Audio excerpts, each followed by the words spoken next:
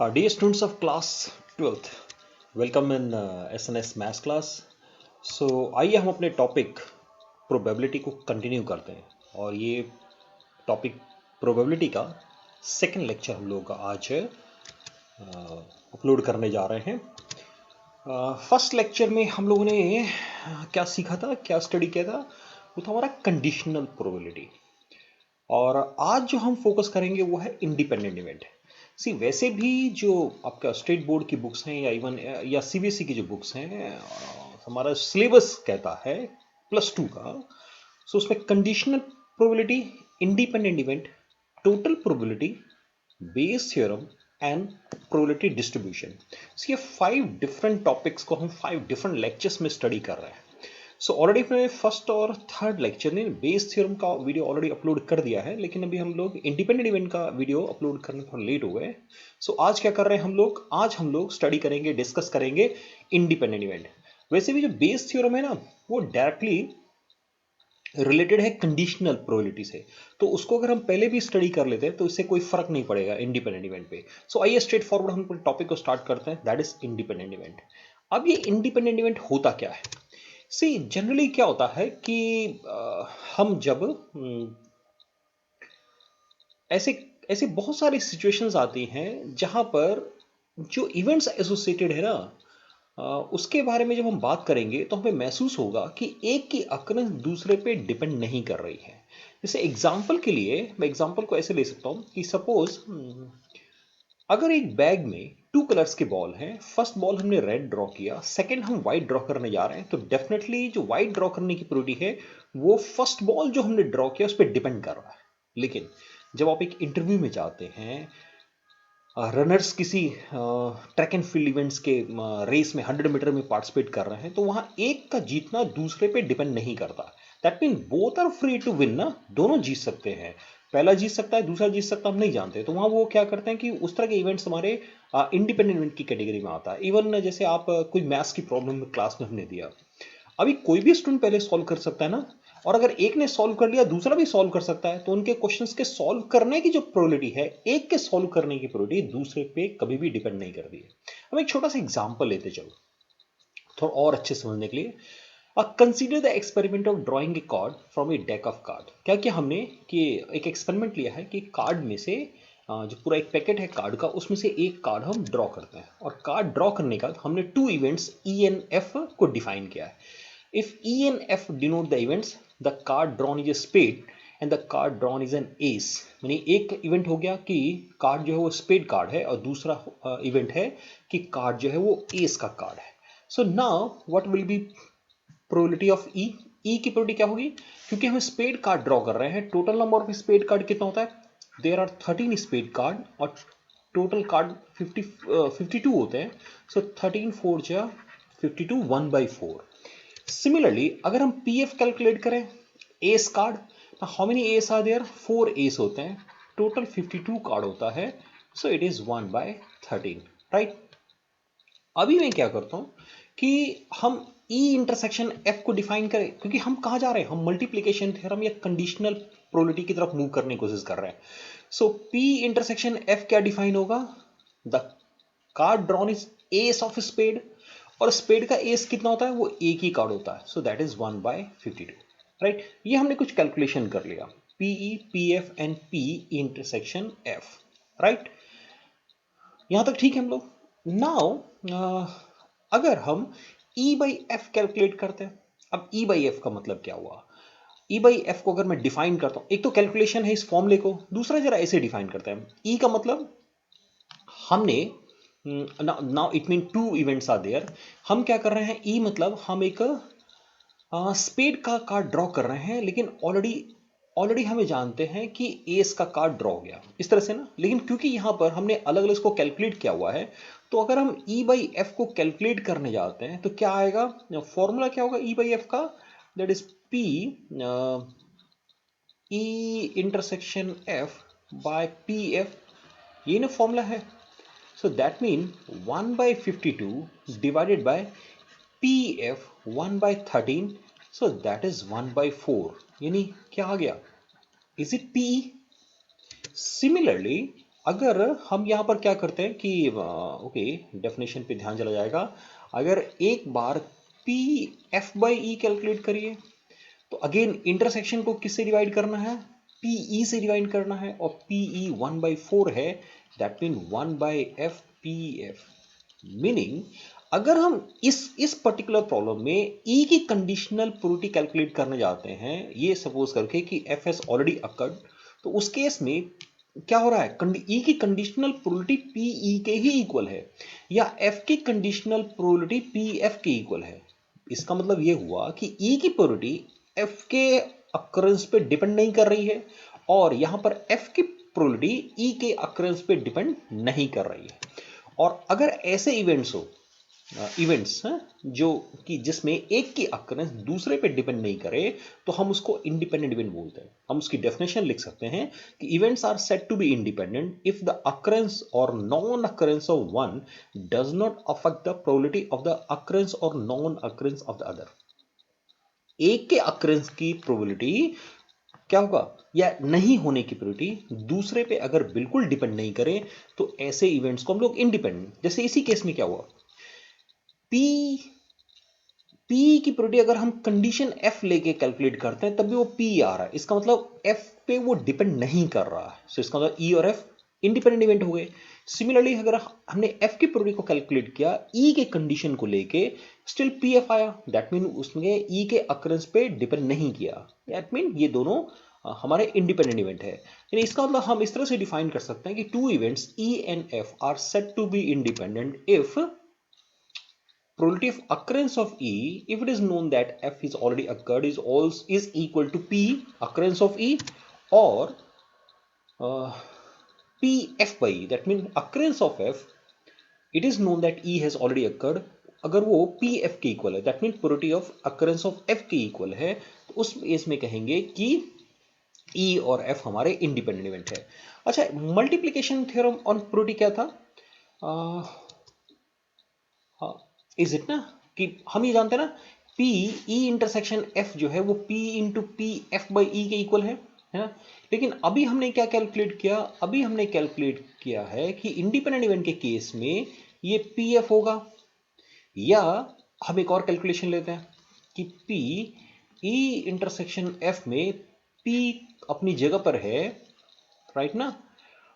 Okay, मैं multiplication theorem को दोबारा लिखता हूं, इसको हम ऐसे भी लिख सकते हैं ना, P F P F by E, और पी एफ को अपनी जगह पे रखें, और एफ बाई ई अभी हमने कैलकुलेट किया। ये थोड़ा सा लिखने में कुछ गलती कर दिया कि हम लोग, ये हमने यहाँ पर एफ लिखा है ना, तो एफ से डिवाइड करना चाहिए, हमें एफ से डिवाइड करना चाहिए, सो इट इज, यहाँ पर हमने क्या रखा है, यहाँ क्या आ जाएगा, पीई आ जाएगा ना, क्योंकि एफ पे तो डिपेंड ही नहीं करेगा। इसका मतलब ये हुआ कि अगर टू इवेंट्स, अगर two events, if E and F are independent event associated with the same sample space, then P intersection F जो है वो P into PF के equal होगा। Now here we have a formula for independent events. Two events are said to be independent if occurrence of E and F is equal to probability of E into probability of F. ये हम लोगों ने क्या किया, हम लोगों ने conditional probability को यूज करके, हम यहां से इसको रिजल्ट को यूज करके आए हैं, क्योंकि ये तो P है ही, लेकिन अभी हमने कैलकुलेट किया कि this is equal to P F, that mean ये P इंटू पी एफ के इक्वल आ गया। अब हम क्या करेंगे, इंडिपेंडेंट इवेंट के लिए ये हमारा लिए इंपॉर्टेंट फॉर्मूला होगा, और इसको हम याद रखेंगे न्यूमेरिकल क्वेश्चन करने के लिए। इसको आप ऐसे समझ जाइए, देखिए एक तो सिंपल क्या है कि अगर कोई भी टू इवेंट्स ई और एफ इस कंडीशन को सेटिस्फाई करते हैं, तो इसका मतलब वो इंडिपेंडेंट है, नंबर वन। दूसरा हम ऐसे बोल सकते हैं कि अगर हमें क्वेश्चन को देख के समझ में आ रहा है कि एक का अक्रेंस दूसरे पे डिपेंड नहीं कर रहा है, तब भी हम सिंपली बोलेंगे कि दे आर इंडिपेंडेंट। अगर एक का अक्रेंस दूसरे पे डिपेंड कर रहा है, तो दैट इज सिंपली कंडीशनल, जो हम लोगों ने अपने फर्स्ट लेक्चर में जिसको स्टडी किया था। Okay, now let us come to a very important property regarding independent event, कि if A and B are two independent events, then the probability of occurrence of at least one of A and B, यानी हमें probability of at least one of A and B, इसको हम लोग कैसे लिखते हैं, इसको हम लिखते हैं P A union B, right ना। अब पी ए यूनियन बी का क्या फॉर्मूला है, ये हमने क्लास 11th में स्टडी किया था कि पी ए यूनियन बी जो है वो P A plus P B minus P A intersection B, नहीं ये सेपरेट वीडियो में अलग से हम लोगों का डिस्कशन हो चुका है। Okay, now since A and B are independent, A और बी तो इंडिपेंडेंट है, अगर ये इंडिपेंडेंट है तो हम इसकी जगह पर क्या कर सकते हैं कि पी ए इंटू पी भी लिख सकते हैं, अभी हमने डिस्कस किया। नाउ क्या कर रहे हैं हम, एक प्लस ले रहे हैं, है ना, यहां पर एक प्लस और एक माइनस, एक प्लस लिया मैंने, एक माइनस लिया, और बाकी यानी एक हमने वन ऐड किया, एक नया फॉर्मूला बनाने के लिए हमने क्या किया, उसमें वन ऐड कर दिया और वन ही हमने सिंपली सब्ट्रैक्ट कर दिया। Okay, now one taking minus common, तो क्या आ जाएगा, वन माइनस पी आएगा, प्लस अगर यहां से पी बी को कॉमन करते हैं तो still we have one minus P A. Now taking one minus P A common, one minus P A को हमने कॉमन कर दिया, so now what is left, one minus P B.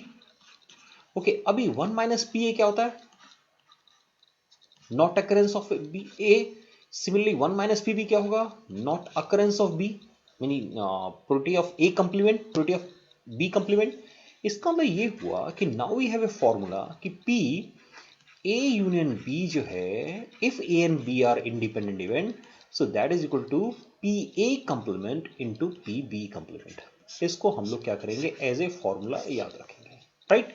So if A and B are two independent events, then the probability of occurrence of at least one of A and B can be expressed like this, उसको हम इस तरीके से लिख सकते हैं। Okay, चलिए कुछ और प्रॉपर्टीज देखते हैं।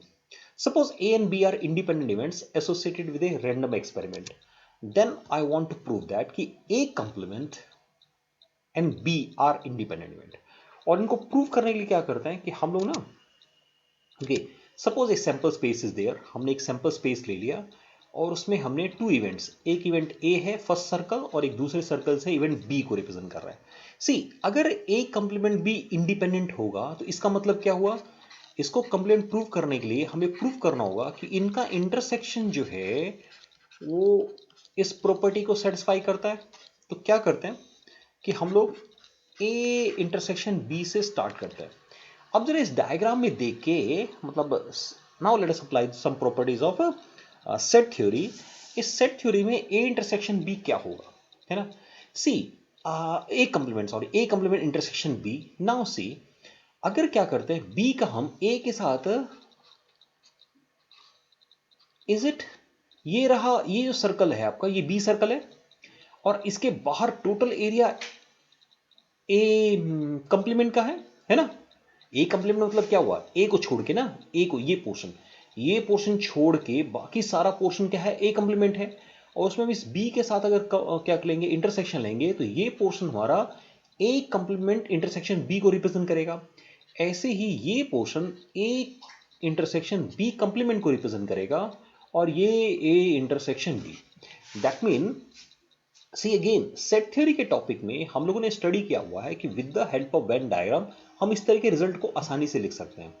अब जैसे यहीं पर देखिए, यहीं पर अगर मुझे ए कंप्लीमेंट इंटरसेक्शन बी को लिखना है तो मैं यहां चेक करूंगा ए इंटरसेक्शन बी कंप्लीमेंट कहां पर है, वो यहां आ रहा है ना।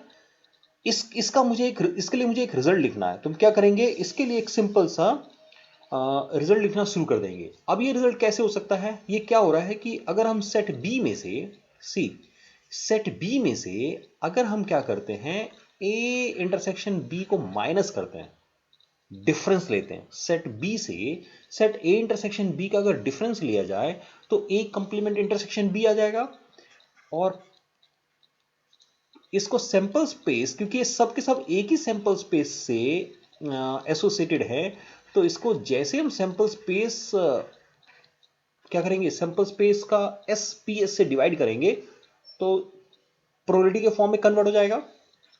ओके, ए और बी कैसे इवेंट है, इंडिपेंडेंट इवेंट है, तो इसका मतलब इसके प्लेस पे हम ये लिख सकते हैं, नहीं, अभी ना पीबी कॉमन है, पीबी को कॉमन लेंगे तो ब्रैकेट में आता है वन माइनस पी ए, और पी ए है क्या, what is P A, one minus P A मतलब, वन माइनस पी ए हमें पता है पी ए कंप्लीमेंट होगा। Now you see this we want to prove ना, हमें यही प्रूव करना था और ये रिजल्ट आ गया। That mean probability of A complement intersection B जो है वो P B into P A complement B के इक्वल आ रहा है। इसका मतलब हम क्या बोल सकते हैं कि A complement and B are independent events, ये दोनों के दोनों इंडिपेंडेंट इवेंट्स होंगे। सिमिलरली हम और भी कुछ रिजल्ट्स प्रूव कर सकते हैं। For example A and B complement are independent events और A complement and B complement are also independent events. Prove करने के लिए एग्जैक्टली वही डायग्राम यूज करेंगे। और हमने यहाँ पर अगर ये हमारा सेट ए है, ये सेट बी है, तो अभी हमने क्या लिखा था कि ये क्या होगा, ये होगा ए कंप्लीमेंट इंटरसेक्शन बी, ये हो जाएगा ए इंटरसेक्शन बी, और ये होगा ए इंटरसेक्शन बी कंप्लीमेंट। सी अगर मुझे इन दोनों को ए एंड बी कंप्लीमेंट को इंडिपेंडेंट शो करना है, तो इसका मतलब ये हुआ हमें शो करना होगा कि ए इंटरसेक्शन बी कंप्लीमेंट जो है वो P A P B complement के इक्वल है। सिमिलरली अगर हम मुझे इन दोनों को इंडिपेंडेंट शो करना है, इसका मतलब हमें ये शो करना होगा, हमें ये प्रूफ करना होगा कि इन दोनों का इंटरसेक्शन की प्रोबेबिलिटी जो है इनके इंडिविजुअल प्रोबेबिलिटी के प्रोडक्ट के इक्वल होता है।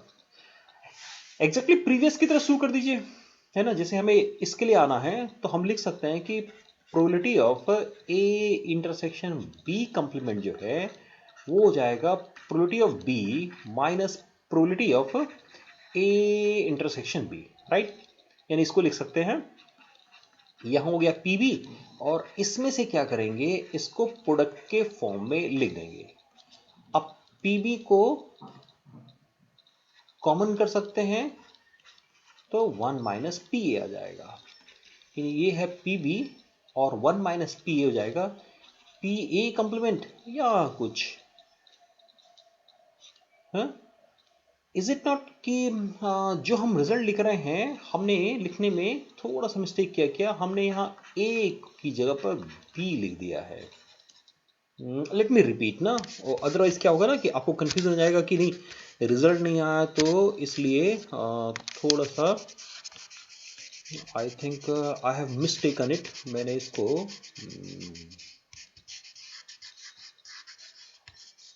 Okay, let me return back to that. See again, actually हम ए इंटरसेक्शन बी कंप्लीमेंट लिख रहे हैं, हम ये लिख रहे हैं तो उसको ए में से ना माइनस करेंगे, हमें उसको लिखना चाहिए था P A minus P A intersection B, है ना। इसी है ये पोर्शन, हम ये पोर्शन की बात कर रहे हैं। तो इस पोर्शन का मतलब हुआ इस ए में से इसको इसका डिफरेंस लेंगे तो रिजल्ट आ जाएगा, है ना। वो शायद हम लोगों ने प्रीवियस रिजल्ट, पिछले रिजल्ट की तरह ही लिख दिया था इसको। ये हम लिख सकते हैं क्योंकि इंडिपेंडेंट इवेंट है। और अभी क्या करेंगे, पी ए को कॉमन कर देंगे और 1 माइनस पी बी लिख देंगे। इसका मतलब P A into P B complement आ गया, हेंस द रिजल्ट ना, क्योंकि यही तो हमें प्रूव करना था। अब जैसे ही प्रूफ हमने शो कर दिया, इसका मतलब हम क्या लिख सकते हैं, हम लिख सकते हैं कि ए और बी कंप्लीमेंट, ए और बी कंप्लीमेंट दोनों इंडिपेंडेंट इवेंट है। अब जैसे हमें लास्ट रिजल्ट चाहिए, तो क्या करेंगे, इसके इंटरसेक्शन से स्टार्ट करते हैं। अब याद करिए, इससे रिलेटेड कोई रिजल्ट सेट थ्योरी में पढ़ा है क्या? यस, पढ़ा है। क्या था? ए यूनियन बी कंप्लीमेंट, ये ना। आगे पी लगा दें, प्रोटी कैलकुलेट कर रहे हैं। कंप्लीमेंट को हम लोग कैसे लिख सकते हैं, 1 minus P A union B लिख सकते हैं। 1 माइनस पी ये ए यूनियन बी को कैसे लिखते हैं हम लोग लिखते हैं P A minus P B plus P A intersection B, right ना। अब यहां से 1 माइनस पी ए, ये तो ठीक है, माइनस पी बी, और इसको क्या करते हैं, अभी इंडिपेंडेंट इवेंट का फॉर्मूला अप्लाई कर लेते हैं। सी अब इसको प्रूव करने के लिए यहां पर कई सारे रिजल्ट अप्लाई हुए हैं। फर्स्ट हमने ए कंप्लीमेंट इंटरसेक्शन बी को जो लिखा था, ये हमने यूज किया है D Morgan's law, right, set theory का। ओके, फिर ये हमने कंप्लीमेंट रूल अप्लाई किया है कि कंप्लीमेंट, अभी हमने पहले प्रूव किया ना कि, और बल्कि 10th क्लास में हमने पढ़ा है कि किसी के कंप्लीमेंट की प्रोबेबिलिटी क्या होती है, 1 माइनस उसकी प्रोबेबिलिटी के इक्वल होता है। अगर रिजल्ट लिखना हो तो मैं यहाँ रिजल्ट लिख देता हूँ कि पी ए जो है वो 1 माइनस पी ए कंप्लीमेंट के इक्वल होता है। सही, इस प्रॉपर्टी को यूज करके हमने ये रिजल्ट लिखा। नाउ क्या कर रहे हैं कि पी ए यूनियन बी का रिजल्ट हमने लिख दिया, और उसके बाद हमने ए इंटरसेक्शन बी को इंडिपेंडेंट इवेंट के फॉर्म में लिख दिया। अभी 1 माइनस पी ए तो ठीक है, यहां से माइनस पी बी कॉमन कर लेते हैं। क्या आ जाएगा, 1 माइनस पी आ जाएगा, राइट। अब 1 माइनस पी ए को जैसे ही कॉमन करेंगे, 1 माइनस पी ए को कॉमन करेंगे एक ब्रैकेट में, तो दूसरे ब्रैकेट में 1 माइनस पी बी आ जाएगा, राइट। 1 माइनस पी ए क्या होता है, product of complement of A, similarly probability of complement of B. Now जो हमें प्रूव करना था, whatever you want to show ना, जो हमें शो करना था, हम उस रिजल्ट तक पहुंच गए। इसका हम लिख सकते हैं कि ए कंप्लीमेंट और बी कंप्लीमेंट एक दूसरे के इंडिपेंडेंट इवेंट है।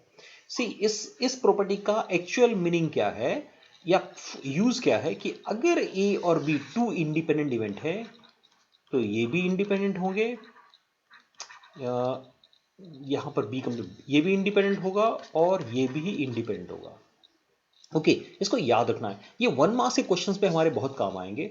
सो हमने क्या किया ना कि फर्स्ट हमने डिस्कस किया कि what is independent event, independent event होता क्या है। देन हमने क्या किया, हमने 2-3 छोटी छोटी प्रॉपर्टीज ली हैं। क्या करते हैं कि हम लोग ना कुछ क्वेश्चंस भी सॉल्व करेंगे। सो पहले एक क्वेश्चन यहां पर ले रहे हैं कि एक कार्ड इज ड्रॉन। मैं थोड़ा सा और अभी डिस्कशन करते हैं इंडिपेंडेंट इवेंट के बारे में, and then we return to some problems. A card is drawn from a pack of 52 cards so that each card is equally likely to be selected. In which of the following cases are the events A and B are independent? Okay, right. ये तो हमारा एक I think exercise का question है, और ये कौन सी exercise है, लेट मी टेल यू। ये आपकी एक्सरसाइज आर डी शर्मा की एक्सरसाइज का क्वेश्चन है ये। Okay, here it is. अभी ठीक है, अभी ठीक है। ये क्वेश्चन नंबर 3 है एक्सरसाइज 31.4 आर डी शर्मा की बुक का, कि इंडिपेंडेंट इवेंट को ही चेक करने के रिलेटेड क्वेश्चन है कि अगर एक कार्ड ड्रॉ करते हैं from A pack of 52 cards so that each card is equally likely to be selected, in which of the following cases are the events A and B are independent? Okay, first हम लिया the card drawn is a king or queen. So okay, let us find out first PA. अगर drawn card king और queen है तो how many kings are there, 4 king होते हैं, 4 queen होते हैं, total 8 divided by 52। 8 by 52 means cancel करना है 4 से, 4 2 जा 8 और 13 4 जा 2 by 13। Okay, now let us calculate P B. The card drawn is a queen और jack. How many queen are there, 4। How many jack are there, 4। So again 8 by 52, that is 2 by 13. Now the question is PA intersection B. Okay, अब PA intersection B का मतलब क्या हुआ, A intersection B, A में हमने कहा कि card जो है किंग है या क्वीन है, B में हमने कहा क्वीन और जैक है। तो इसका मतलब सिंपली अगर हम उसको कंबाइन करेंगे, एंड लगाएंगे, तो एंड का मतलब क्या होना चाहिए, हम कह रहे हैं कि किंग है, क्वीन है, और क्या कर रहे हैं हम उसको, मतलब एक केस में हमने कहा कि ए है कार्ड इज ए किंग और क्वीन, सेकंड में कह रहे हैं क्वीन और जैक। तो इसका मतलब वो जो कार्ड है वो किंग हो सकता है, वो क्वीन हो सकता है, एंड मैं इसको थोड़ा सा और बेटर लिखने की तो कोशिश करता हूं। देखिए ऐसे इसको अगर समझना हो, क्योंकि थोड़ा कंफ्यूजन हो सकता है यहां पर। अगर ये इवेंट सी है, ये इवेंट डी है, ओके, ये इवेंट नाउ डी है, ये इवेंट ई है। सो एक्चुअली हमने क्या लिखा है, हम लिख रहे हैं ए की जगह पर आ गया सी यूनियन डी, यहां हमने लगा दिया इंटरसेक्शन, राइट ना, इससे आपको और इजी समझ में आ जाएगा, इंटरसेक्शन ना, इंटरसेक्शन। और अब हम कह रहे हैं बी में क्या हो गया, the card drawn is queen और जैक। तो क्वीन और जैक का मतलब यहां पर हम क्वीन को लेके आते हैं, now queen card meaning D, और यहां लगाते हैं यूनियन ई, राइट ना।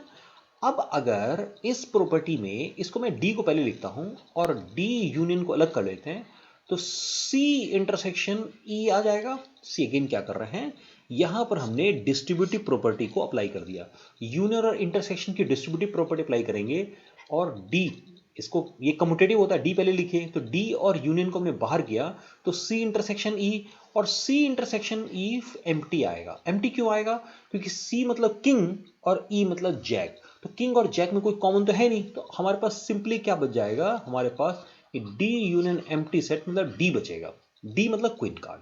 तो यानी ए इंटरसेक्शन बी का मतलब ड्रॉइंग ए क्वीन कार्ड। तो how many queen are there, 4, so 4 by 52, that is 1 by 13, right.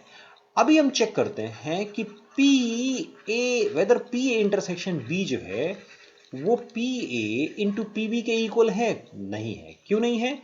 ये 1/13 है और यहां पर हमारे पास है 2/13 into 2/13 which are not equal. So that mean ये ए और बी इंडिपेंडेंट इवेंट नहीं है। आई होप कि क्लियर हुआ होगा। हमने पहले पी ए कैलकुलेट किया, पी बी कैलकुलेट किया, उसका P A intersection B calculate किया।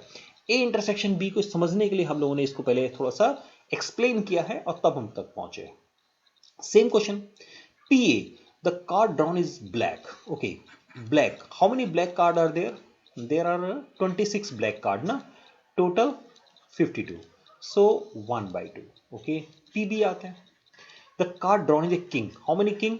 4 किंग आर देयर, तो 4/52 दैट इज 1/13।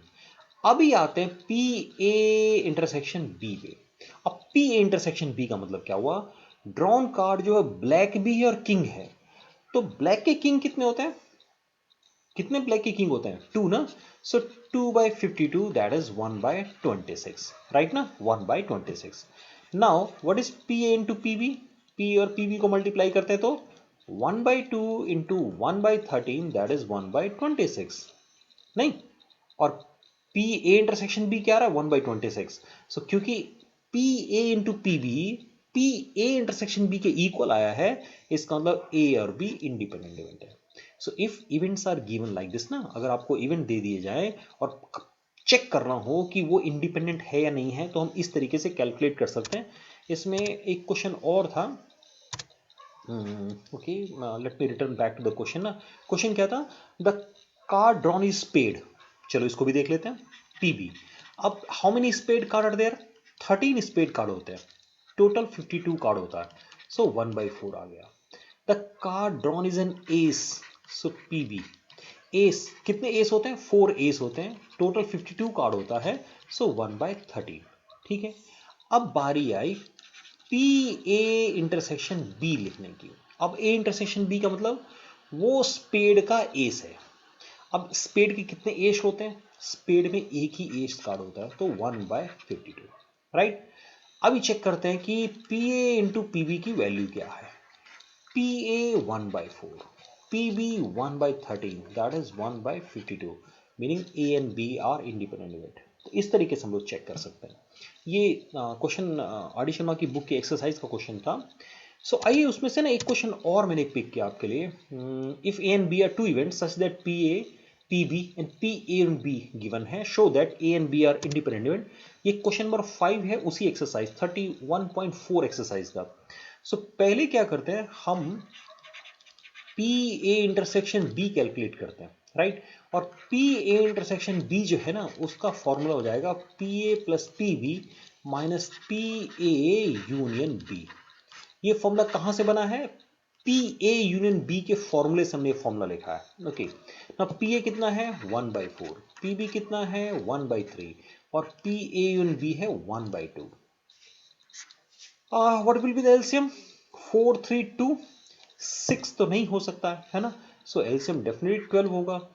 4 3 जा 12, 3 4 जा 12, 2 6 जा 12, सो 1/12 आ गया answer, P A intersection B. अभी what is P A into P B? अब हम क्या करते हैं, P A into P B check करते हैं। पी ए कितना था? 1/4, पी बी कितना है? 1/3, so answer is 1/12। That mean A and B are simply independent events. So ये सिंपल क्वेश्चन है, 1 मार्क्स के क्वेश्चन हैं। चेक करने के लिए आजकल 1 मार्क्स 2 मार्क्स के क्वेश्चन आते हैं, तो वहां पर ये क्वेश्चन हमारे यूजफुल हो सकते हैं। ऐसे क्वेश्चन और हमने सिलेक्ट किया है, हियर इट इज।